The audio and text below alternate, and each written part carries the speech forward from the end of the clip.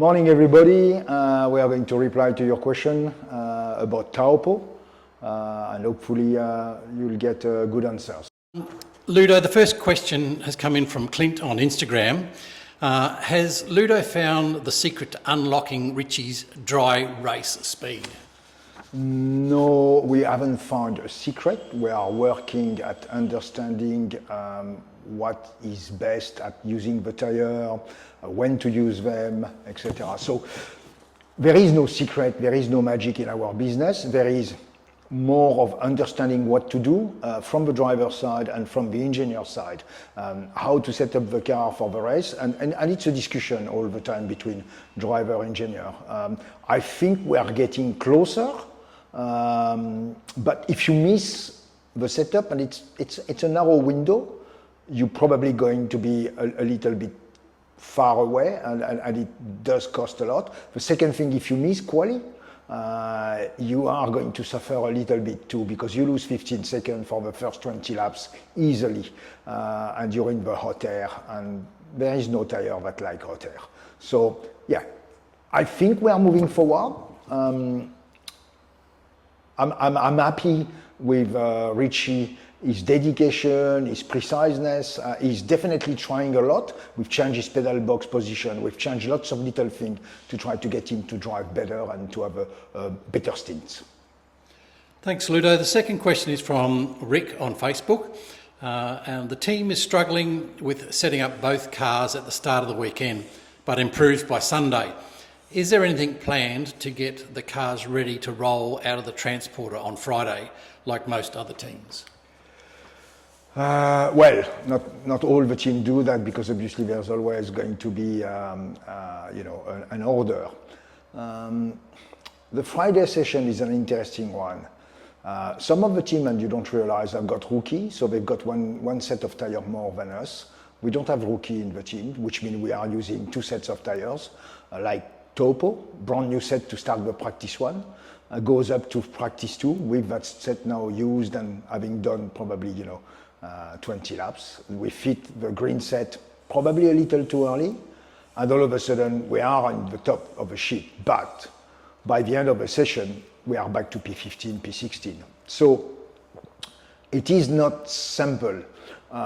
We started the year, and we've got an agreement with AAA, so we can share some data, some setup, etc. Richie and myself sit down earlier in the year and said, look, we want to follow a little bit what they do, because they do it well.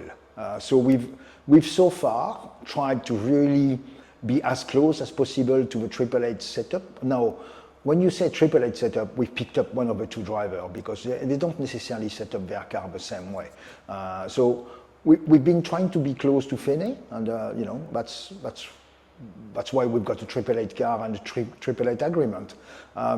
It's not always easy to adapt to their setup and their driving. So slowly by slowly, I think with Richie, we are getting more confident, so that we can set up a bit more for him and a bit less. We need to look at what's happening next door, because, again, we've got the luxury to see it, but we need to understand that we are setting the car for ourselves. So I think it's a maturation. We needed 2-3 races to get mature and to try to understand what to do. We did that last year. We were probably a bit more successful towards the end of the year in doing so.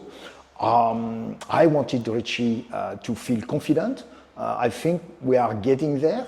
There is some very good element in his driving style during the race, which I'm really happy. He's worked excessively hard, and that's a very good reward. So we will try to get a bit closer earlier on, but I think the most important thing is to actually set the car for Richie now, knowing what's happening around and try to understand what's happening around. Thanks, Ludo. Bevan on Facebook, he's asking, my question is, where to go for getting the tyres to work for qualifying? Very hard to fight from the back if you don't have a fast car. Yes, it is. It is clearly difficult, and you can see from the Saturday morning with Jimmy to the Sunday morning with Jimmy. Jimmy's in top 10 on Sunday, and on Saturday he's probably around the 18th or something like. So there is things we've done on that car which made it faster, and that's what we need to keep doing. Now we need to do it a little earlier. Going back to the question earlier, is we need to hit the track with a bit more speed, and it's only a couple of 10 to just get into that top 10, and then try to understand and try to do a good run on Friday, know what the car is, do a good run on Saturday, local V element, temperature of the tire, warming of the tire, etc. We in pit lane, we are positioned a little bit far back, so sometimes we need to be a bit clever. Wherever we go early, wherever we go late, like for example at Taupō, on the second run of one of the qualifying, of all of the qualifying basically, there's a lot of dirt coming on track because there's a lot of curbs and you cut corners. So one of the elements is if you're the last one to go, you may be actually on the dirt. So it's a fine-tune thing. The other element, and we spoke with Richie about it, when you've got a car which is 10-12 and you try to be in the top 5, you overdrive. Most of the time when you overdrive, you drive backward. You lose a 10 here, you lose a 10 here, and you come back out and say, yeah, that wasn't a good lap. I just pushed too hard. I didn't drive the car I had under me. I drive the car which didn't exist, and that's going backward. And that is actually very, very good that reflection happened, that thinking happened, because we need to be able to drive what we've got. Because if we try to drive a pole car when we don't have a pole car, it's not going to happen. So there's a little bit of smile towards me, because I'm thinking we are slowly by slowly making some ground. You don't see all what's happening behind the scene on track yet. I wish we are going to get there, and we are working hard for sure at getting there. Ludo, Chris on Facebook, he's asking if Richie had taken 4 tyres in race 9, what's your best prediction on where he may have finished? Well, let's face it, that was my decision, and a group decision, obviously, between driver, engineer, and when the race came, I stepped back a bit and tried to do the strategy. We didn't want to wait too long. We had good life on the tire, on the super soft. We had a good car, I think. We passed some, real good contender. You don't drive around some of these guys if you don't have a good car and drive well. So Richie drove very well, and he had an okay car. We mistake that choice of number of tires. Now, had he taken 4, he would have been in the top 10. I'm not going to predict where that would have put him. He was P5, I think, at the time. So I'm not going to have a gamble on that. I just have to be better at making that call on strategy. We did too early, in my opinion. We needed to probably wait and stay calm and understand. As I say, there is people around us which have got lots of experience. I mean, driver. And if you see Cam Waters, if you see the like of Shane, Will, taking 4 tires, it's got to be indicating that 2 tires is maybe not the right choice. And that was our mistake. So look, the positive is we had a good pace, we were looking after tires, and Richie was driving well. Now, we've got nothing to show for it. Thanks, Ludo. Michael on LinkedIn, were there any balance or tyre degradation issues during the second stint on Sunday that affected the pace? So the first stint was solid. We decided earlier on that because we were solid, we wanted to go a little further. The second stint, there's always a little bit of traffic, but we had probably 3, 4, 5 laps delta with the people in front of us, so we could, pass them nicely and not burning too much tires. You're still in the heat of people in front of you, even if they are, 50 meters ahead. You're still eating your tire. I thought, from the driver aspect, the second stint was the more balanced, the one they were both of them the more pleased. So no, I don't think we had any issue there. Both cars performed quite well on the second stint.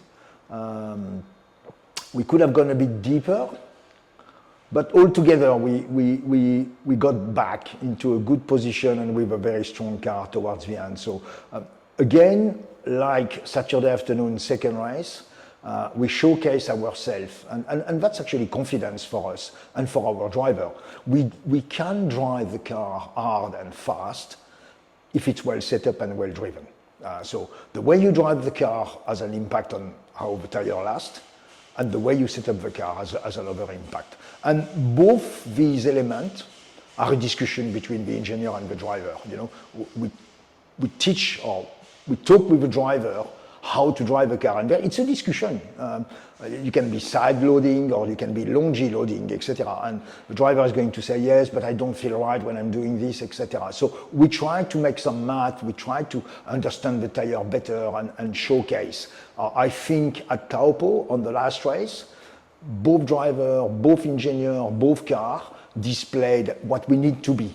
Now, to get more fruit out of that, we need to be qualifying in the top 10 or from 5 to 10, and then podium will be around around. That's where we need to focus. Keep doing the good job in having a race car that we can drive hard and keep tires on, and then qualify a bit better. We need to put a bit of pressure on the qualifying. It's easy said, it's not easy done, but that's our focus. And yeah, we just have to execute better a weekend from Friday morning to Sunday night. Thanks, Ludo. Final question comes from Daniel on Facebook. He says, congratulations on Sunday's result. It looked like the team got everything right. Did the fuel numbers align with your pre-race predictions? And was there any room to optimise the final stop timing or the fill level? So, thanks for the question. Thanks for seeing that we've progressed. During the last race on Sunday, we probably underfueled the car a little bit, and we had probably a second more to put in. When I say we underfueled, we didn't want to underfuel, but all of a sudden, we were going faster than what was planned. Every time you go faster, you burn more fuel. So we were burning a bit more fuel, which means we had to put a bit more time fuel during the stop. That cost us. The second element is it was the other side of the car. We didn't have a car before Taupō, and we're still working on having a pit stop car to try that side of the car. So our fuel man, which is fantastic, is a young engineer, very talented, Aidan, himself said to me and said to the team, you know, I didn't do the best job. I probably lost a second every time we stopped because I didn't feel right coming from that side yet. And that's training. He's been very good on the other side. He will be good on that side. And he's able to lift his hand and say, I didn't do my best there. I need to train and do better.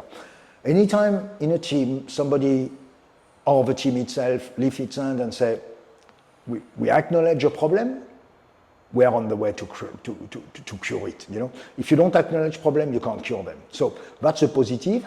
That means that comparing to the people around, we lost probably 3 to 4 seconds, 2 to 3, 4 seconds to the best. And that would have definitely pushed us forward and pushed us out of probably some fight we didn't need to have, which means Jimmy could have been around 7, 8 and probably Richie in the 10. So that from the starting position is a good thing in my opinion, and it showcases again some performance in racing. So we fueled a little too little, just to go back to your question, and we had probably not the best of a pit stop in the fueling area. Thank you very much for all the questions. They are interesting questions. I try to take the time to dissect and analyze and explain. So keep coming with good questions because I'd rather explain and reply to good questions. Thank you. See you soon.